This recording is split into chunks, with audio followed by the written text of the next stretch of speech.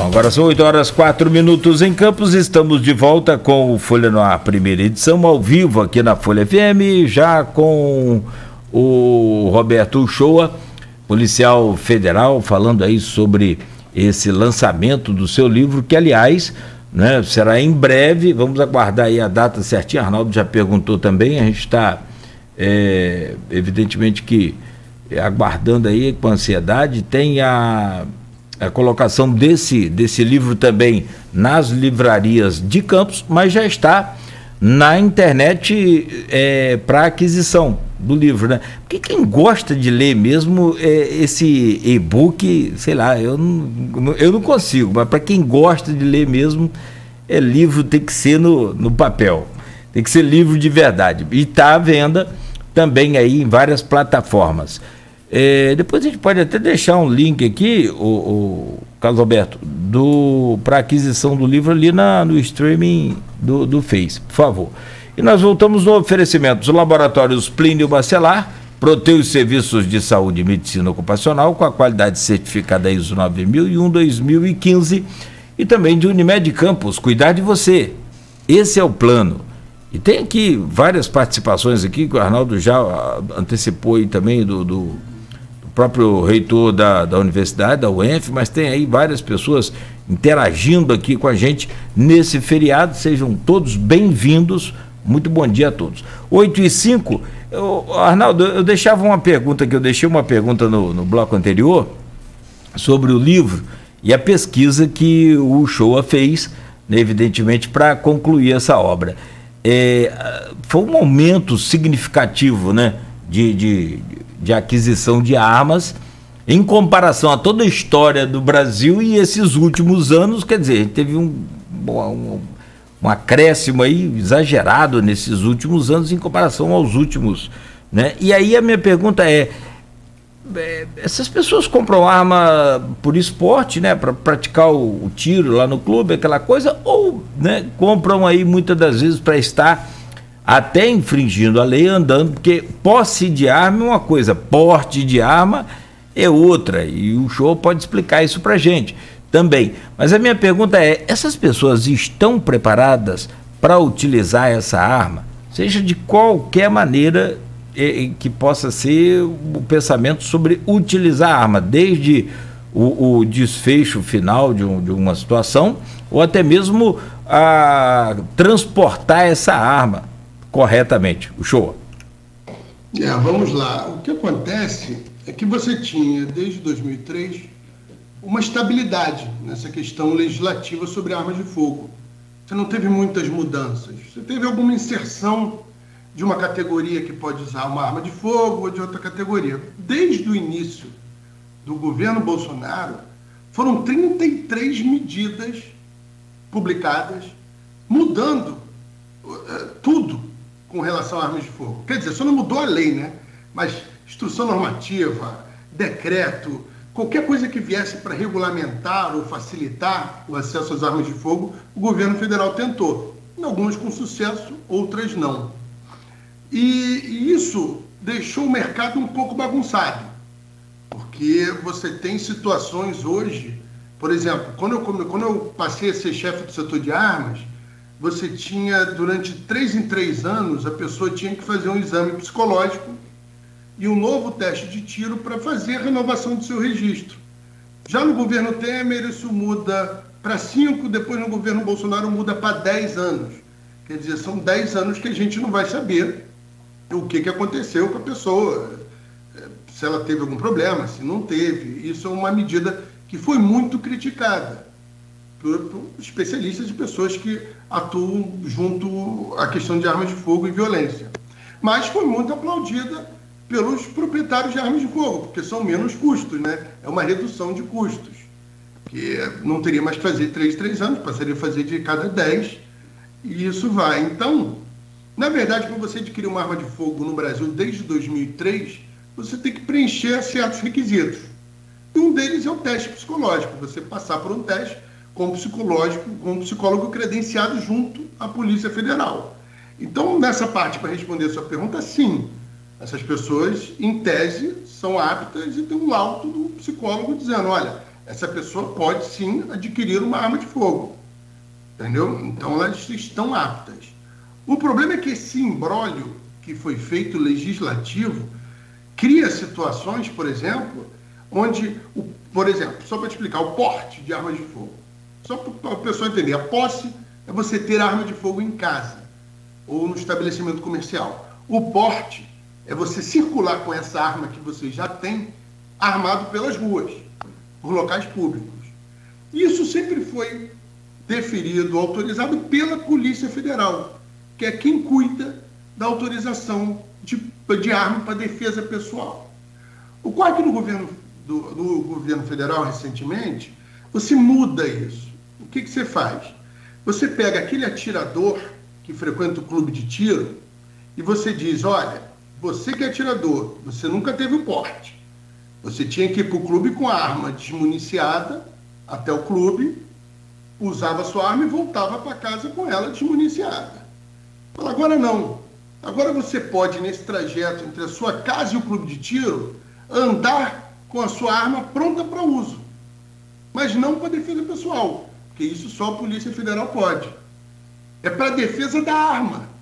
É para você evitar que a arma seja roubada. Quer dizer, você faz um malabarismo legislativo para você autorizar com que mais pessoas andem armadas pelas ruas.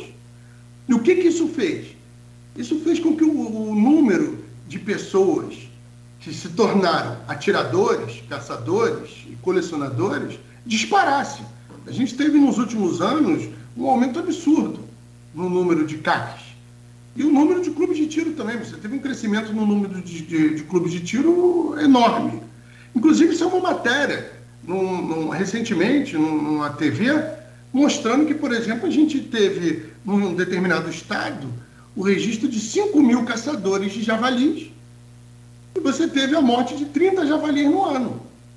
Quer dizer, ou o pessoal não acerta javali de jeito nenhum, ou o pessoal está querendo se tornar caçador de javali para ter essa arma de fogo e você ter o porte de trânsito dessas armas de fogo. Então são esses problemas que a gente tem hoje, onde você botou um emaranhado de legislações, cada uma falando uma coisa diferente da outra, o Supremo Tribunal Federal que não julga o que está valendo e o que não está valendo. Enquanto isso, a porteira está aberta e as pessoas estão comprando armas de fogo como nunca. As pessoas estão se enchendo. Hoje você tem, Cláudio, as pessoas podem adquirir fuzis. A gente está falando em você ter um fuzil dentro de casa. Isso aí não é mais um revólver Taurus, não é mais uma pistola, é um fuzil, é uma arma de alto poder de destruição.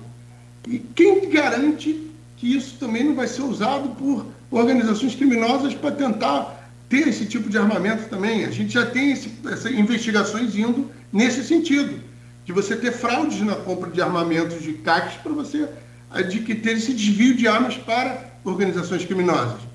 É complicado. Eu vou te falar que não é fácil. As pessoas ainda tratam isso com muita paixão, porque o frequentador do clube de tiro, ele acha que quando você está tratando da questão do armamento com segurança pública, você está indo contra ele, quando não é. Por exemplo, quando eu falo que a gente tem que ter formas de rastreabilidade de munições, de rastreabilidade de armamentos, o atirador ele acha que a gente está querendo dificultar a vida dele, mas não. Eu vou para o outro lado. Eu lembro do caso da Marielle, onde foram usadas munições que foram adquiridas pela Polícia Federal, que foram utilizadas, um lote de milhões de munições foram utilizadas em crimes no país todo. E você não conhece esse circuito das munições, esse circuito das armas. Então, é um debate longo que a gente vai ter que ter nesse país e a gente vai ter que superar esse momento. Vai ser um momento posterior, onde a gente possa tratar o tema com a seriedade devida e não fazendo arminha e apontando para lá, tratando isso com uma infantilidade indevida, por um tema tão sério, para um país tão maltratado por violência armada. Tem uma pergunta. Desculpa, perdão, Arnaldo. Só confirmar aqui que a gente colocou o link aí da editora Dialética. Obrigado. Com o link lá, 20%, né? Você manda para ele. Tô brincando. Claro, que é isso, de forma nenhuma. Essa brincadeira, pelo amor de Deus. Vai ter lançamento também, o pessoal que quiser que quiser aguardar e quiser ir no lançamento, eu vou ter. Eu vou negociar com a editora essa semana para eles me enviarem exemplares para eu poder fazer aquela dedicatória, né? Sim, claro. O amigo que quiser prestigiar, né? Tiver interesse. Sem dedicatória não dá nem para ler o livro. Não, e aí, o Arnaldo, como eu te interrompi, era só para colocar, e ficou a dúvida que é uma .40 ou uma 9mm que está na capa ali? Vou te falar que isso eu não sei, porque foi o editor. A editora que me fez os projetos de capas. Inclusive, eu quero ficou legal. Agradecimento dessa editora que foi maravilhosa dele. Com uma capa meio que sombria, realmente. Chamativa, né? Gostei.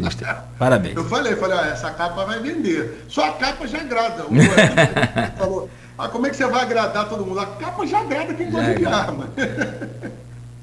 Pois não, Arnaldo, desculpa. Tem uma pergunta aqui da Roberta Barcelos, você até já passou um pouco pelo assunto, mas é um assunto bem complexo, né? Ela coloca o seguinte: bom dia, show. Estamos enfrentando uma crescente dos registros de armas entre os brasileiros e fico imaginando ainda sobre as armas que não são registradas e que transitam pelo crime organizado.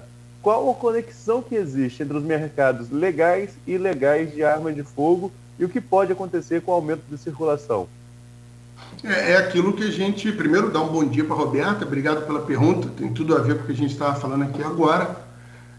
Aquilo que eu cheguei, são dados, o Arnaldo, o que eu quis fazer nesse livro, e eu tive uma grande preocupação em fazer. Tudo que eu colocava, eu apresentava de onde veio. Falei, olha, se está dizendo aqui que a arma utilizada no crime é um revólver Taurus, tal, isso foi fruto da pesquisa feita nesse momento por tal e tal. E isso é real.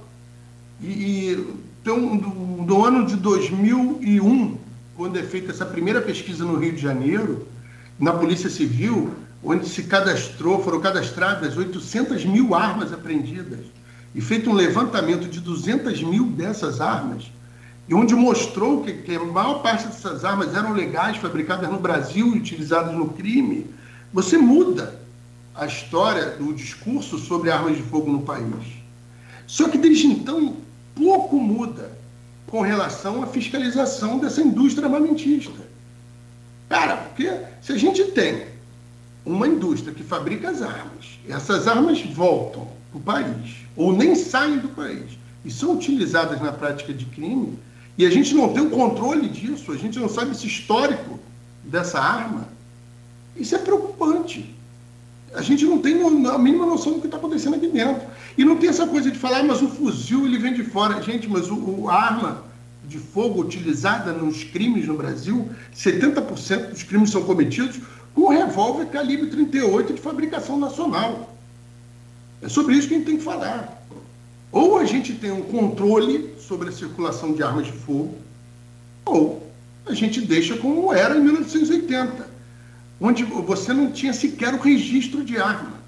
Você ia, adquiria, o despachante da MESB da CIS fazia a burocracia mínima lá, que era mandar para a Polícia Civil, e você tinha a sua arma de fogo. Tem uma estimativa do IPEA de que em 2001 teriam 17 milhões de armas de fogo em circulação no Brasil sem qualquer registro.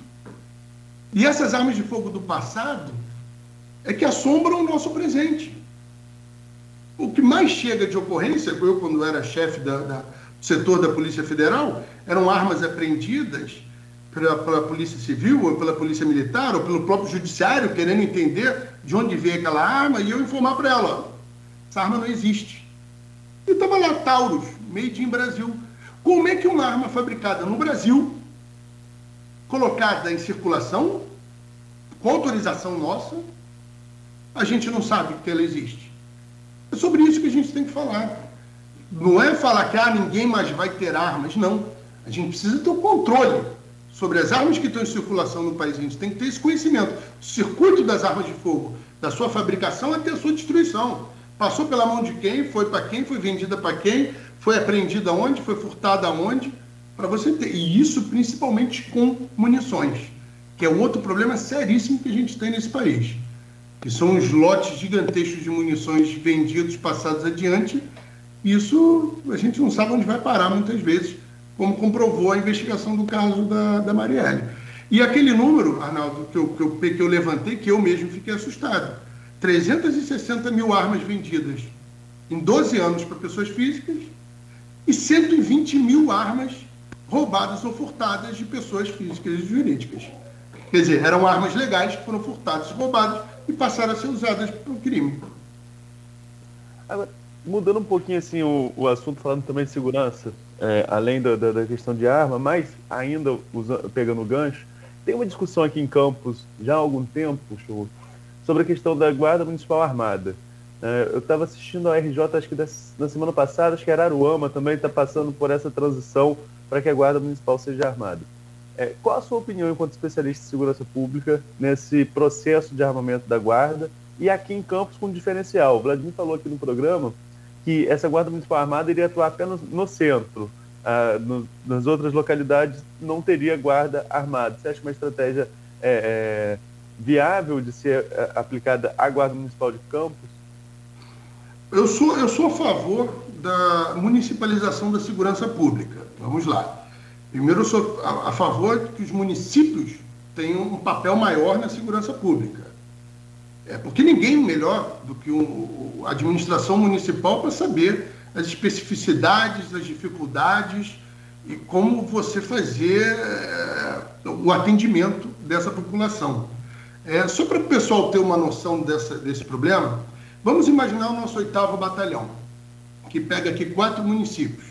São Fidélis, São José de Itabapoana, São João da Barra e Campos. Você tem a troca de comandantes, nos últimos anos foi uma troca anual ou bienal, onde você coloca pessoas que nunca residiram aqui na região para comandar o policiamento dessa região. Você não pergunta para os prefeitos se essa pessoa é boa ou se não é, se eles apoiam ou não apoiam. E depois você tira e troca por outro e também não pergunta. A gente teve o caso do Ibiapina, que teve, inclusive, manifestação para que não tirasse ele. Quer dizer, você não tem essa participação dos municípios na segurança pública. A capital decide o que vai acontecer e o que não vai acontecer. E, na verdade, não é nem a capital, né? É o comando da Polícia Militar. Que, às vezes, o governador nem sabe o que está acontecendo. Então, eu sou a favor desse envolvimento maior do município. E já que não tem essa possibilidade do município participar da gerência da segurança pública de uma força estadual, a forma seria através da prevenção de ações políticas públicas e da Guarda Municipal, que eu defendo que se transformasse no futuro, com treinamento adequado e tudo, em uma polícia municipal, para a gente ir melhorando isso. Com relação ao armamento, eu defendo, Arnaldo, que o armamento ele é um instrumento de trabalho. Se você tem uma força que ela vai atuar na segurança pública das pessoas, que ela vai atuar nesse dia a dia, ela tem que ter os instrumentos adequados e o treinamento para o uso disso. Não pode ter o que a gente está acontecendo hoje. Você tem uma legislação que diz que o guarda municipal tem um porte de arma, você tem uma outra legislação que diz que o guarda municipal só tem um porte de arma se o município autorizar. Então, hoje você tem municípios onde o guarda municipal, durante o trabalho, não usa arma, mas na folga ele anda armado, e não teve treinamento para isso, porque ele só adquiriu essa arma de fogo. Quer dizer, nem na Polícia Federal ele teve que passar por o treinamento do porte, como a pessoa, o cidadão comum tem que passar. Então, a gente tem uma situação completamente esdrúxula. E Araruama está fazendo justamente o movimento que outros municípios deveriam fazer. O que é? Já que você vai pegar esse guarda municipal, ele vai atuar na segurança pública e ele já tem uma arma de fogo, vamos preparar, vamos treinar e vamos fazer com que ele esteja apto para trabalhar na segurança pública das pessoas.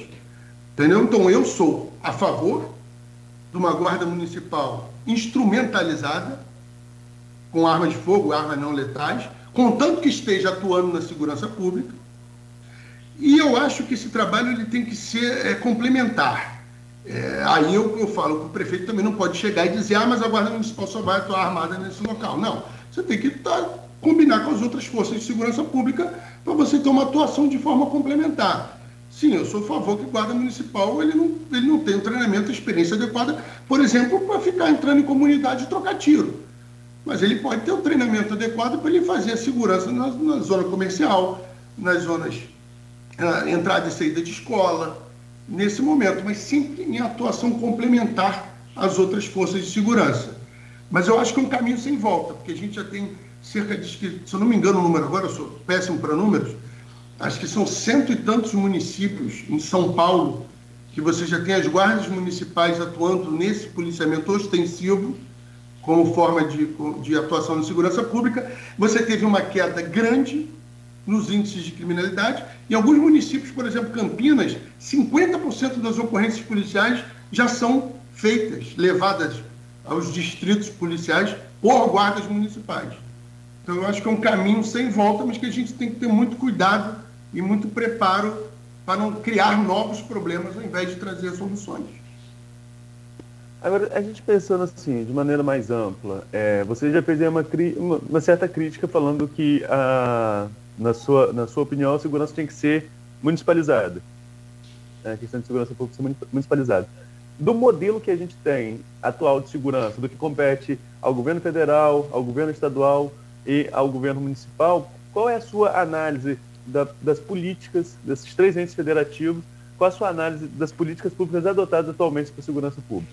É uma catástrofe. Se resume isso. A gente vive uma catástrofe. É um blackout completo em termos de política de segurança pública. Eu estava comentando com vocês até mais cedo, eu tenho estudado muito segurança pública e a gente chega a algumas coisas que são assustadoras. A gente tem problemas de governança dentro das instituições que fazem com que elas não funcionem, que quando funcionam não tem o controle. Para você ter noção, a própria polícia militar, o arcabouço legislativo... Vamos falar de forma ampla primeiro. Todas as legislações que tratam de polícia são anteriores a 1988, a Constituição. Então a gente tem estruturas de polícia pretéritas, quando o papel delas era muito mais de defesa social, defesa do Estado, do que de segurança pública. A gente viu no período autoritário. Então a gente manteve estruturas autoritárias e não modernizou. A gente deixou isso para trás. A gente não deu esse passo. Então, vamos lá. A gente tem uma estrutura de polícia civil desde 1870, para você ter noção, e uma estrutura de polícia militar, onde hoje você não sabe quem manda.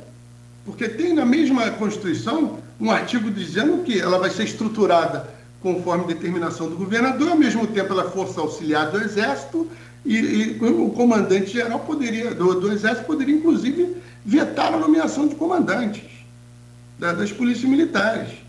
Quer dizer, você não tem nem segurança jurídica, você tem um problema de conflito, inclusive de governança. Você tem uma estrutura de policiamento que é feita nos moldes do Exército. Como é que você faz isso? Como é que você vai fazer um policiamento de ponta, onde você não dá autonomia para esse policial?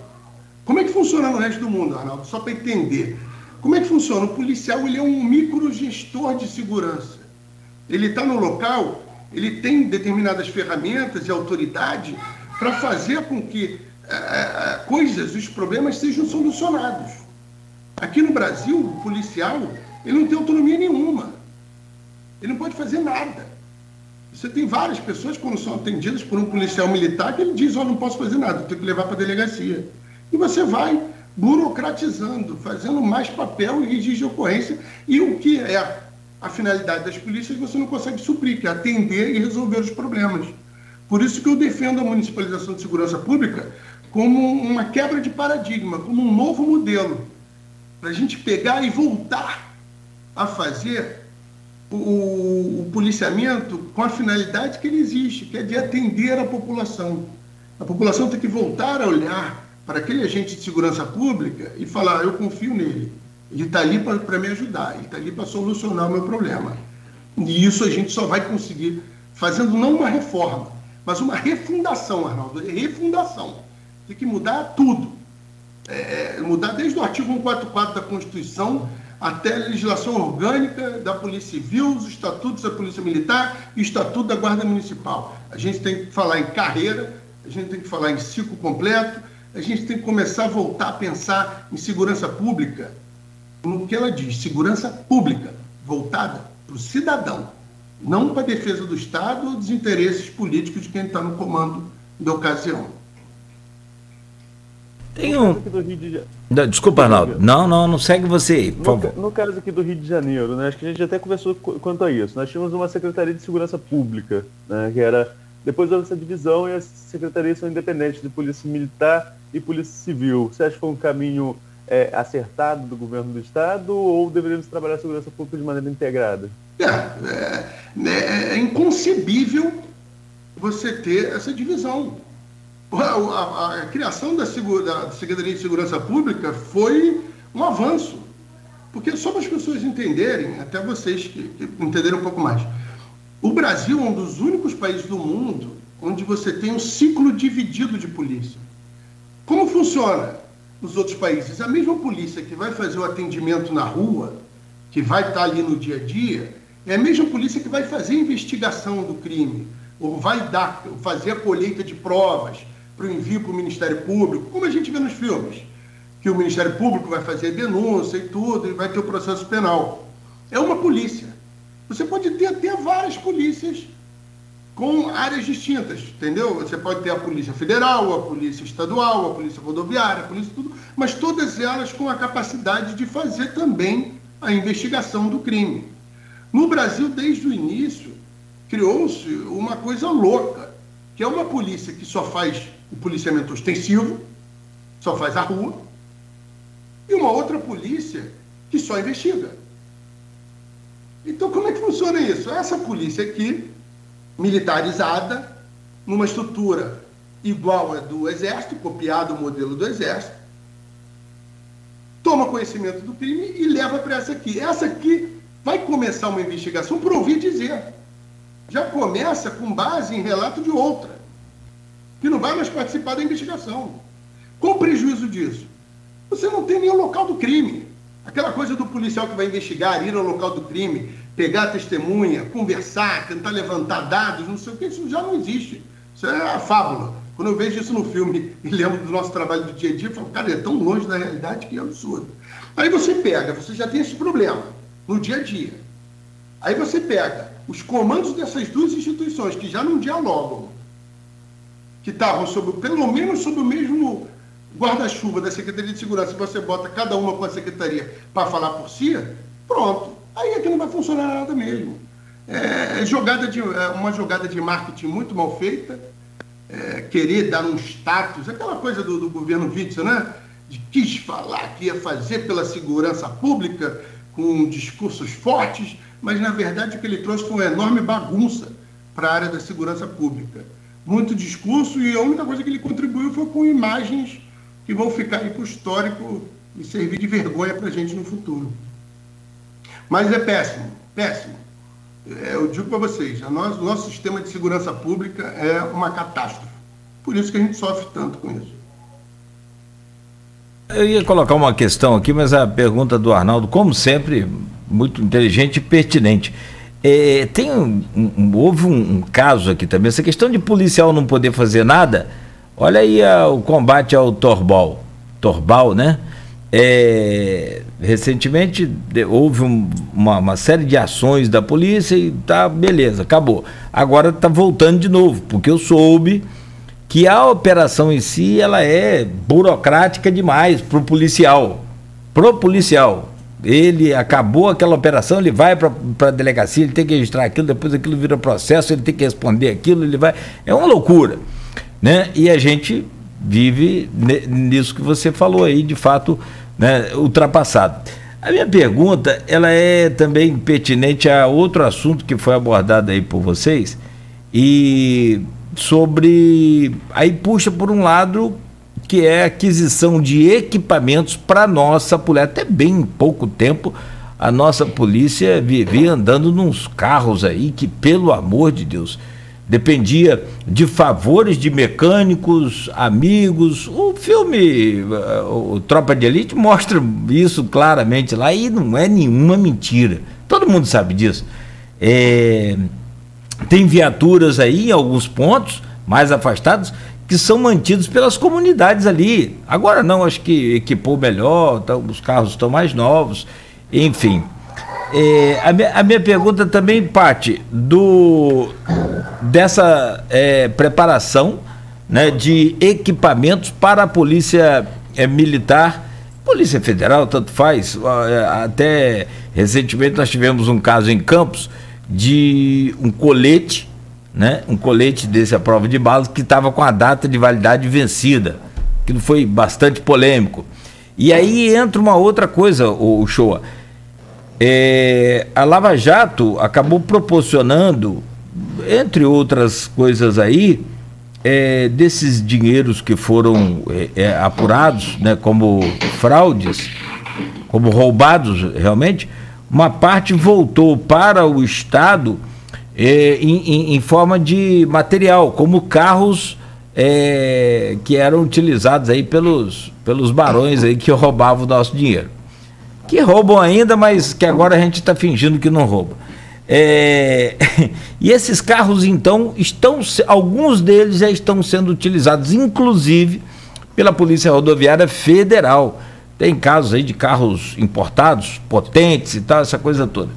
Eu pergunto a você, meu caro Roberto, as armas que são apreendidas pela polícia através aí de denúncia, aquela coisa, que são armas do tráfico, elas não poderiam também estar sendo utilizadas pela polícia ao invés de ficar jogada lá no depósito e a polícia precisando, em muitos casos aí, dessa arma, ou a polícia não precisa dessas armas?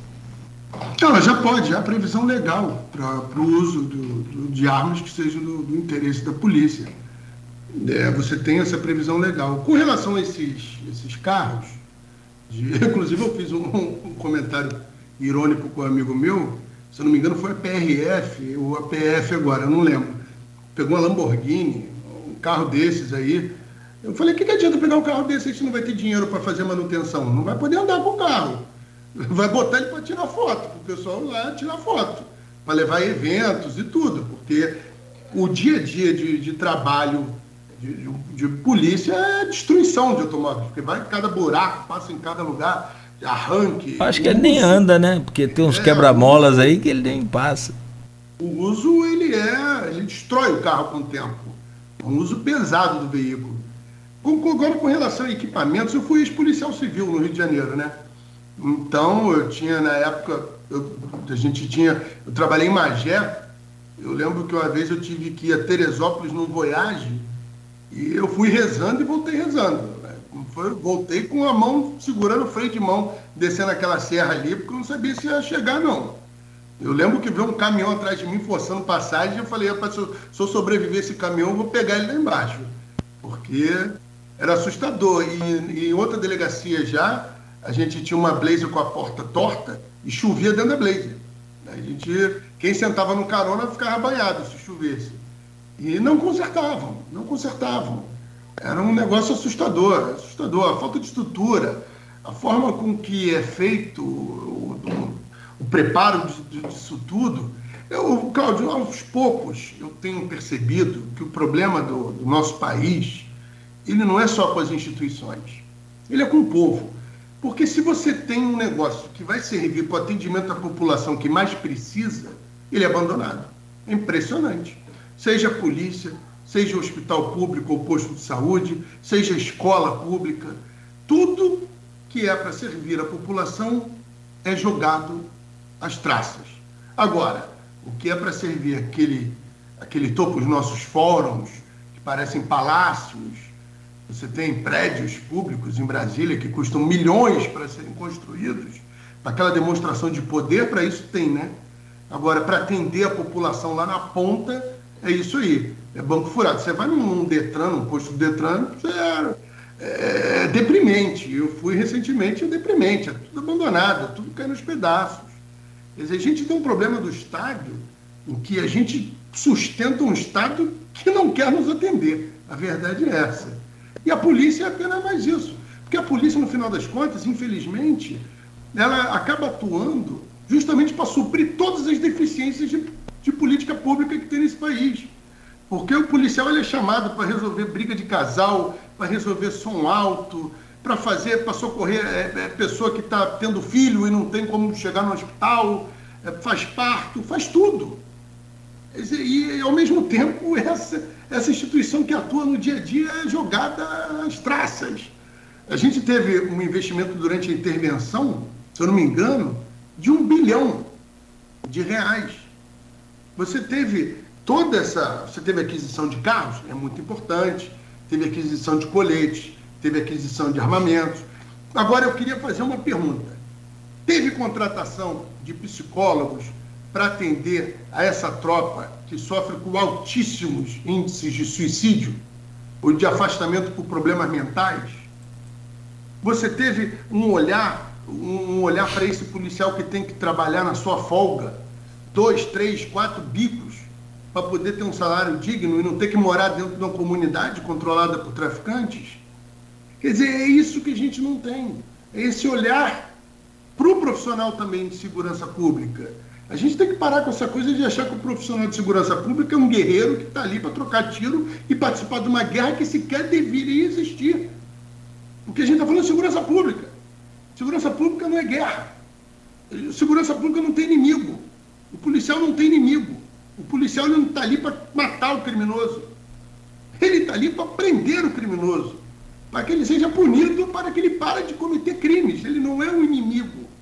Eu acho que é essa transformação que a gente tem que passar. E essa transformação, Cláudio e Arnaldo, é que vão possibilitar que a população veja as polícias de uma forma diferente do que vê hoje e essas polícias possam ser equipadas adequadamente para prestar um serviço ainda melhor para a população.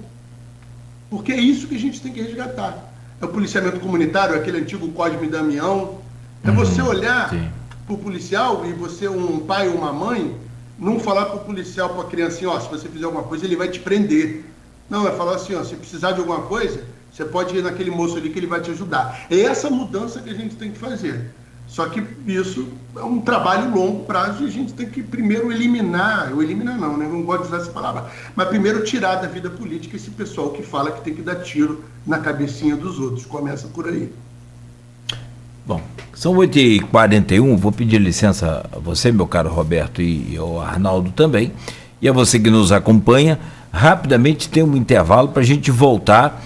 O Roberto Uchoa, policial federal, está lançando o seu livro Armas para Quem? Inclusive, o link está aí já para aquisição do livro, está aí no streaming do Face, né? Você pode acessar aí e comprar o seu livro. E em breve o lançamento, né? A noite de autógrafos, não é isso?